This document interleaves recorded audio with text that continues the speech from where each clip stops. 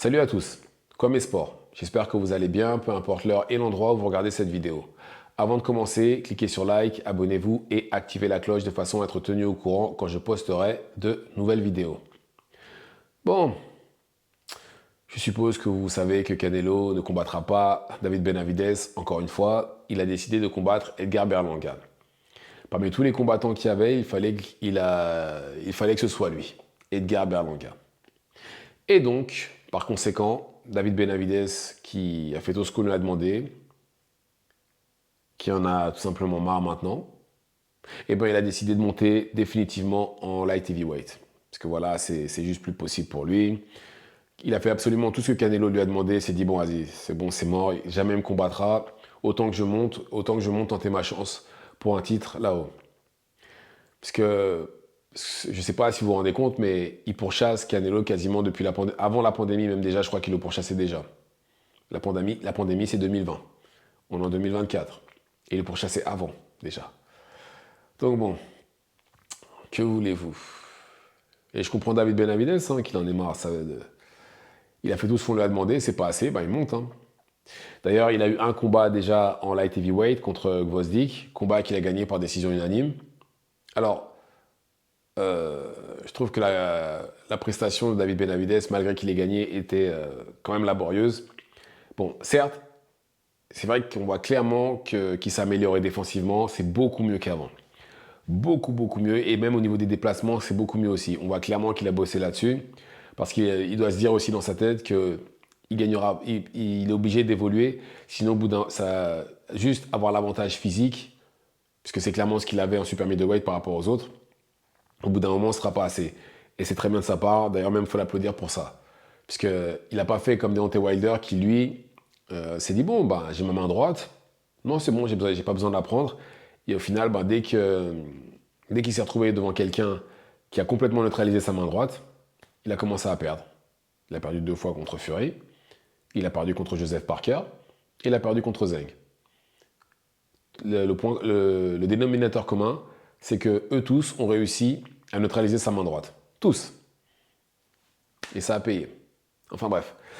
David Benavidez, quant à lui, oui, il s'est beaucoup amélioré défensivement et au niveau de ses déplacements. Mais on voit clairement qu'en light heavyweight, il combat contre des gens de sa propre taille. Et qui doivent sûrement faire le même poids que lui. Et je pense que, et comme je l'ai dit, un des avantages qu'il avait en super middleweight, c'était qu'il était plus grand et plus costaud que tout le monde. Ce qui fait qu'il arrivait souvent à s'imposer physiquement et c'est ce qui lui permettait de gagner des combats. Regardez le combat contre Andrade.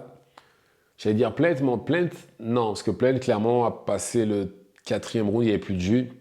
Donc il était en mode, je ne vais pas dire survie parce qu'il continuait d'attaquer, mais voilà, le ratio de coups, c'était plus le même et à partir de là, ça allait que dans le sens de David Benavidez. Et justement, il lui est presque arrivé la même chose contre Gvozdyk. Il faut regarder la première partie du combat, il a gagné, il dominait, voilà, on voyait, il faisait du David Benavidez, il a envoyé des combinaisons, etc. C'était bien, c'était propre. Après, au fur et à mesure des rounds, il envoyait de moins en moins de coups et on le voyait en prendre de plus en plus. Et aussi, il avait l'avantage de la puissance en super middleweight. En light heavyweight, parce qu'il a vraiment bien touché Gvozdyk et pourtant il n'a pas réussi ni à le sonner, ni à l'envoyer au sol. Contrairement à quand il était en super middleweight, où là, à partir d'un certain nombre de coups, les adversaires commençaient à plus être bien. Là, en light heavyweight, c'était pas le cas du tout. Enfin, du moins contre Gvozdyk. Et je pense que contre quelqu'un comme Arthur Beterbiev, qui est plus costaud que Gvozdyk, je pense que ce serait pas effectif du tout et ça pourrait être difficile. D'ailleurs, en parlant de ça, il est officiellement mandataire pour combattre le vainqueur du combat entre Beterbiev et Bivol qui vont combattre pour toutes les ceintures. Bon, même si je pense qu'il y aura sûrement un rematch entre Beterbiev et Bivol en cas de défaite de l'un ou de l'autre. Mais en tout cas, il est mandataire pour cette ceinture-là. Même si je pense avant qu'il combatte justement un des deux, je pense qu'il va prendre un combat au moins pour se maintenir actif. Et aussi, tout simplement pour continuer de s'améliorer.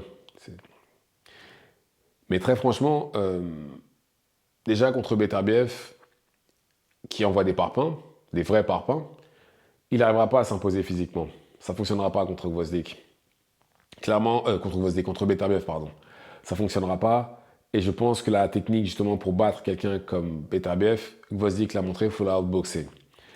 Gvozdyk a combattu Beterbiev pour une unification de ceinture avant d'ailleurs qu'il parte à la retraite. Parce qu'il a fait une retraite entre le combat contre Beterbiev et il est revenu je crois, en 2023.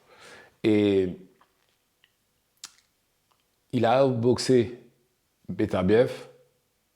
Puis à un moment, Beterbiev qui a commencé à se rapprocher, lui a envoyé des coups au corps.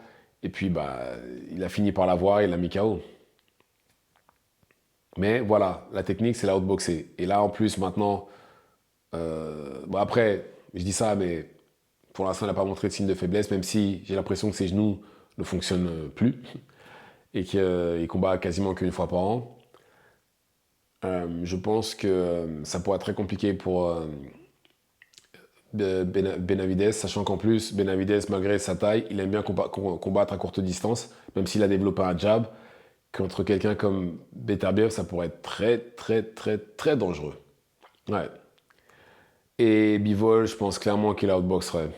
Ouais, très franchement, je pense pas qu'il gagnerait contre l'un ou l'autre. Et en plus de ça, pour moi, clairement, le vainqueur de ce combat-là, entre Bivol et Beterbiev, le vainqueur a fini le jeu pour moi. C'est clair et net, parce que je vois pas qui dans cette catégorie-là est meilleur, on va dire, à courte distance, meilleur bagarreur que Beterbiev. Il n'y a pas meilleur boxeur que Bivol. Donc clairement, si l'un bat l'autre, il a fini le jeu pour moi. Et donc je ne pense pas que que Benavidez puisse battre l'un ou l'autre. Après, c'est mon avis, je peux me tromper. Mais en tout cas, juste là, tout de suite maintenant, et surtout, d'après ce qu'on a vu contre Gvozdyk, j'ai du mal à y croire. Même si, apparemment, même pas apparemment, c'est vrai, Benavidez a sparé contre Bivol, il dit l'avoir battu en sparring. Après, c'était il y a des années. Je pense que Bivol, et d'ailleurs même Beterbiev ont dû... Bivol et Benavidez ont sûrement dû évoluer tous les deux. Voilà, pour moi, ça reste du sparring. Faut que les combattants arrêtent de se vanter de ce qu'ils ont fait en sparring. C'est ridicule. C'est ridicule. Un sparring, c'est un sparring. Sachant qu'en plus, ils se vantent de sparring qui sont passés à 5, 6, 7, voire même 10 ans. Entre-temps, les gens évoluent, deviennent physiquement différents, etc. Donc on ne bat plus de la même manière. Ça ne veut absolument rien dire. C'est pas parce que vous avez battu une certaine personne en sparring que ça va se reproduire dans le ring, en combat sous les lumières, sous les projecteurs, devant les caméras, là où ça compte. Ça ne veut rien dire. Par contre, un truc qui est vrai, qui arrive d'ailleurs très souvent, c'est qu'il y a des combattants qui, d'ailleurs, ils s'affrontent tous en amateur. Ils se sont tous affrontés, tous. Et il y en a qui ont subi des défaites en amateur et qui subissent les mêmes en pro. Comme par exemple, Vernon Forrest avait battu Shane Mosley en amateur. Il l'a battu 2 fois en pro. 2 fois de suite d'ailleurs. C'est lui qui lui a donné ses 2 premières défaites. Et ça arrive très souvent, ça. Bon, après, il y a l'inverse aussi. Dillian Whyte avait battu Joshua en amateur. En pro, ça s'est pas du tout passé comme ça. Mais en tout cas, voilà, sparring, c'est sparring. Il faut absolument pas... faut que les combattants arrêtent avec ce truc-là. Sparring, c'est sparring. Ça veut pas dire que combattant A battra combattant B sous le feu des projecteurs, avec les caméras, avec le public, etc. C'est pas la même chose. Et d'ailleurs, il y a beaucoup de combattants qui sont très forts dans la salle, mais vous les mettez justement devant des gens, c'est plus les mêmes. Soit il y en a, ça peut être, soit ils excellent, ou soit ils font une performance horrible. C'est l'un ou l'autre. Mais bon, en tout cas, voilà, franchement, c'est triste pour Benavidez, et même pour nous, le public. Ce combat-là, on l'attend depuis des années. Et là, c'est bon, l'attente est finie. On l'aura juste jamais ce combat-là, malheureusement. Maintenant, le combat entre Benavidez et Canelo. Hein. Maintenant, qu'est-ce qu'il faut blâmer Canelo, les fédérations, même pas Canelo, les fédérations. Elles se plient devant Canelo. Elles se plient devant lui. Donc forcément, on n'avancera pas. Si les fédérations vont tout le temps dans le sens de Canelo, Donc on n'aura jamais les combats qu'on veut. Jamais. Et c'est ça le problème. Tant qu'ils continueront de faire ça, eh ben on n'aura jamais les combats qu'on veut voir, Canelo contre un tel ou un tel.